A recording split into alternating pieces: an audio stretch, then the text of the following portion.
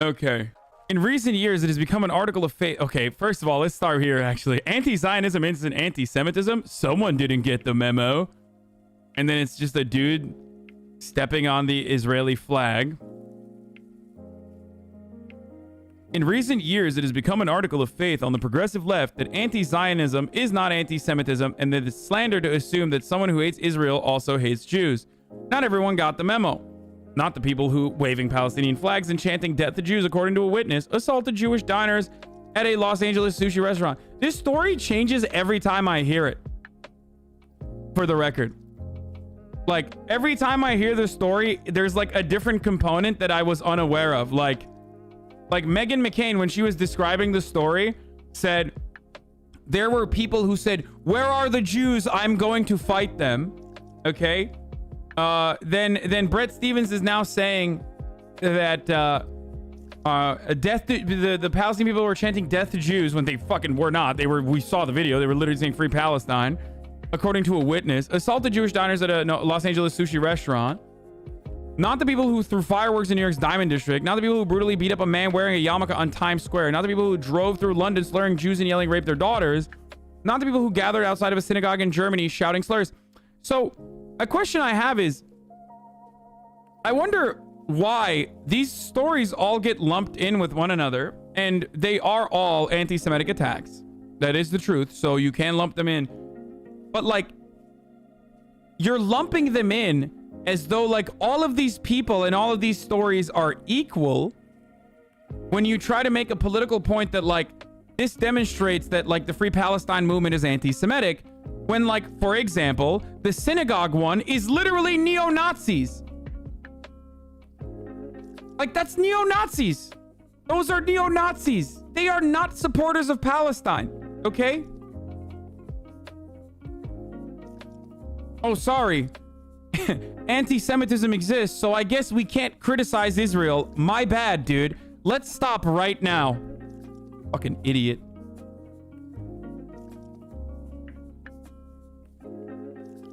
Also, not getting the memo are the people who have tweeted the hashtag Hitler was right, including someone who now works for the BBC, along with the hashtag COVID-1948, a suggestion that Israel's a virus that needs to cure Hamas's rockets as a vaccine. Apparently, these hashtags count. Where? I've never seen these hashtags. Anyway, okay. Again, I gotta repeat myself, but it's anti-Semitic people exist, which means that you can't criticize Israel. Sorry, I don't make the rules. Apparently, this hashtag counts as legitimate political speech at Twitter, a company whose objections to bigotry are otherwise so strong that it once banned a Canadian feminist for the sin of tweeting remarks about a transgender women like men aren't women.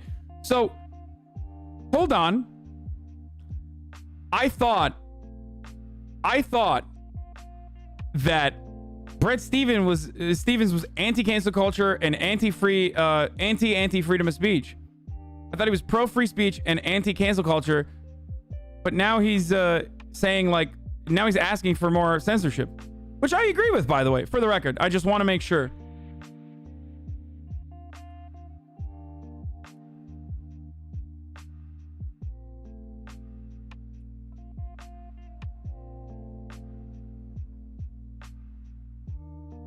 Okay.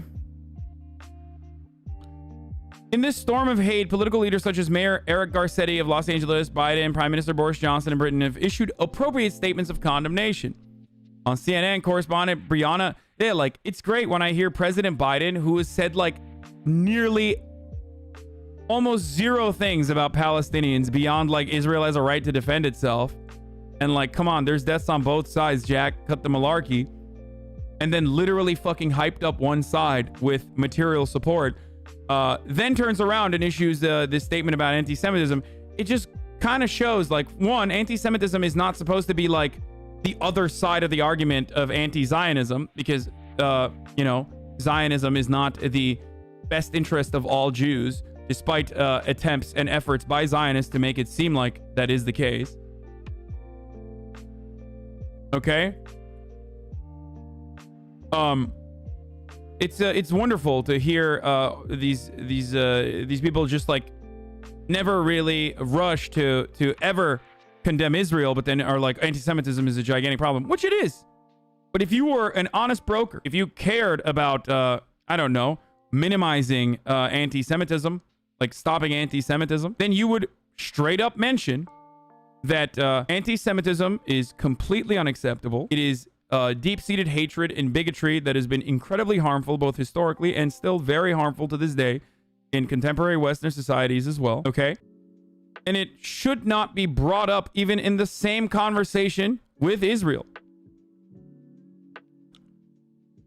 And the actions that the Israeli occupation takes against Palestinians, which they subject to an endless amount of cruelty and ethnic cleansing and ethnic displacement.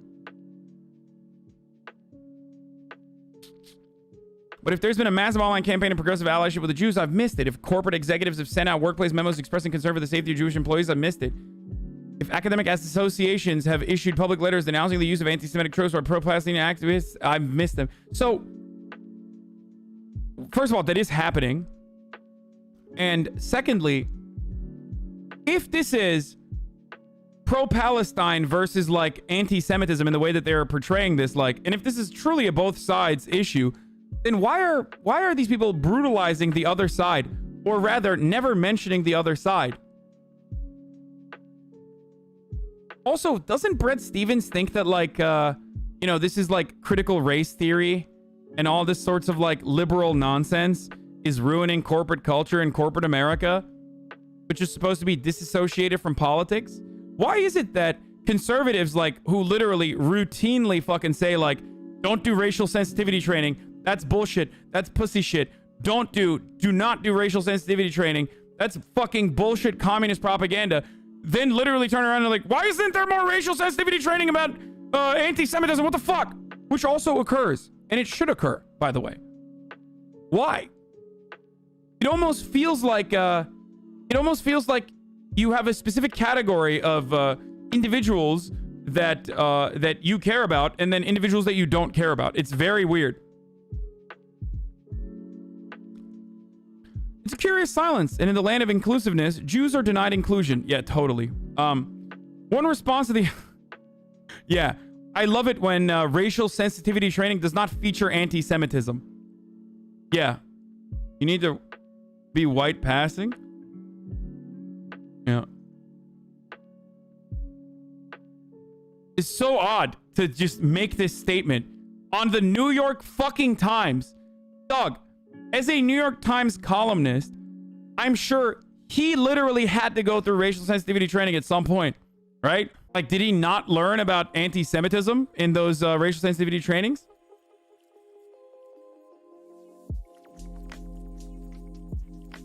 One response to the attacks that I have seen coming from the left is the attacks on Jews are wrong because an American or British German should not be held responsible for the actions of the state of Israel. That's true, and fine as far as it goes, but it doesn't go far enough. Would the assaults in Los Angeles and New York have been more justifiable if the victims had been Israeli citizens or even, say, Israeli diplomats? No. Is hatred of an entire country and threats or violence? Well, wait, hold on. If hatred of an entire country or threats of violence or to its people acceptable as long as the hate is untainted by some other prejudice?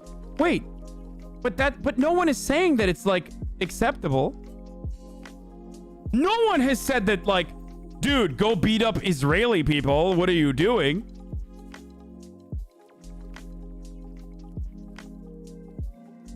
So why is Bret Stephens just making up a totally fucking ridiculous non sequitur here?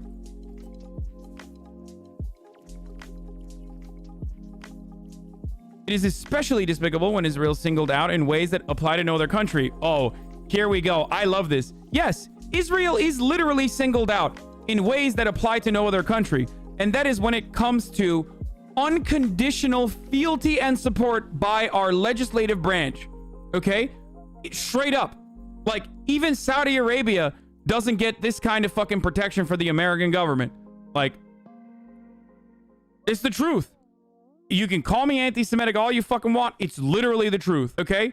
Beyond that, it is fucking psychotic to assume that America, Americans, the media, Western nations don't fucking criticize other countries routinely for their insane actions.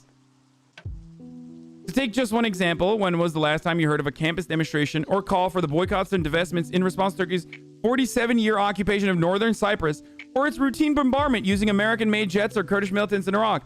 So here's the perfect whataboutism. It's like, first of all, plenty of fucking people criticize Turkey regularly, okay? Plenty of people criticize Turkey regularly. The American media absolutely is on the side of Kurdish militias. The American government is on the side of Kurdish militias. The American government criticizes the Turkish government, understandably, okay, because the Turkish government does warrant criticism. But regardless of all of this, what I never will understand is, aren't you admitting that what Turkey is doing is wrong, and therefore what Israel is doing is also wrong? So in your effort to find hypocrisy, you have basically demonstrated that what Israel is doing is wrong, just like what Turkey is doing is wrong. And I never understand this take. But again, this doesn't go far enough. The accusations made against Israel stealing Palestinian land, despite the fact that Israel vacated territory from which it subsequently attacked. Oh, I didn't know historic Palestine was vacated. That's crazy. News to me. And wanton violence against Palestinian civilians, particularly children, despite the fact that Israel regularly warned its targets to vacate buildings before targeting them. Oh, shit. Yeah. I wonder if Brett Stevens would be comfortable with this if, like, I don't know, a much more powerful military force was like, hey, Brett, evacuate your house, and then they bombed it, and then and then his kids died. Like, how would he have a take on this? Can't help but make me think of ancient libels about Jewish greed and bloodlust.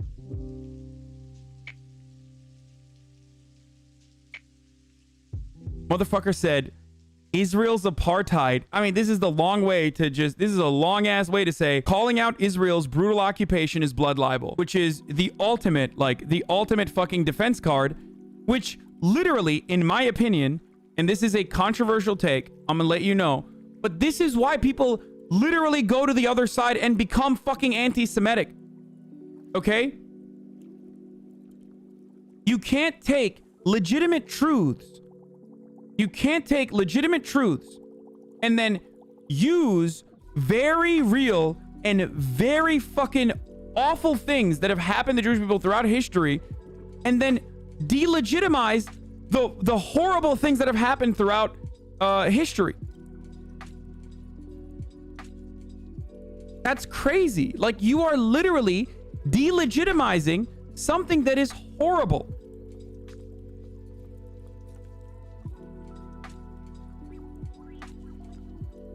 Also, isn't Israel unique in its occupation? No other conflict besides South Africa had similarities, and one is essentially over, so to speak. Yeah.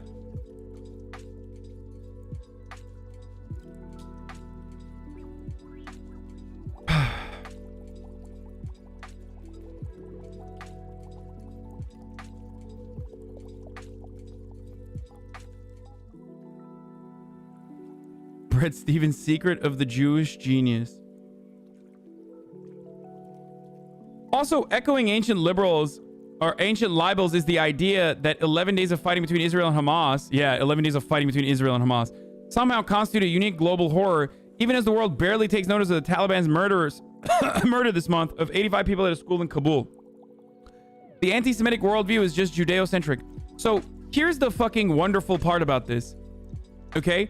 The real reason why, and I'm gonna be honest with you, the real reason why this doesn't get play in the media, just like Israel's occupation doesn't get play in the media until recently, until this recent act of like crazy amounts of fucking violence that they subject the Palestinians to, is because it's brown people killing one another, or the victims are predominantly brown and Muslim. Okay, Israel's occupation gets favorable coverage from Western media because the victims are Muslim. That's just the fucking truth. I'm sorry. There's a bunch of different reasons for it beyond that, but that's literally part of the reason.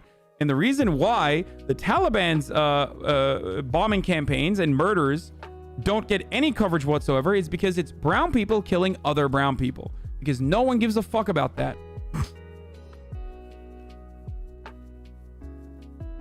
I find that wonderful, though, that like he's equating the actions of the IDF to the Taliban. So, you know, That's when you do a what about black on black violence but like you end up hurting your own cause there. Motherfucker said, what about what about brown on brown violence while simultaneously like trying to deflect away from, you know, Israeli violence against Palestinians? Very cool. We agree.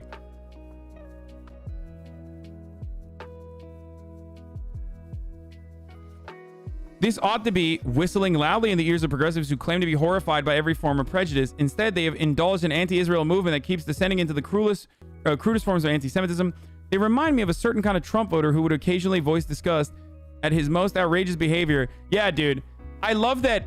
Okay, here's what Bret Stephens shouldn't have done. Mention Donald Trump, who 71% of Israelis love and adore for his literal actions in Israel.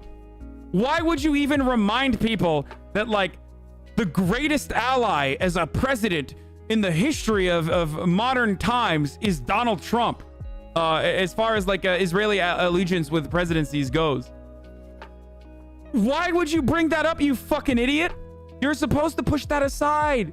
You're supposed to not mention that, like, these horrifying anti-Semites always somehow end up siding with the Israeli government in its actions.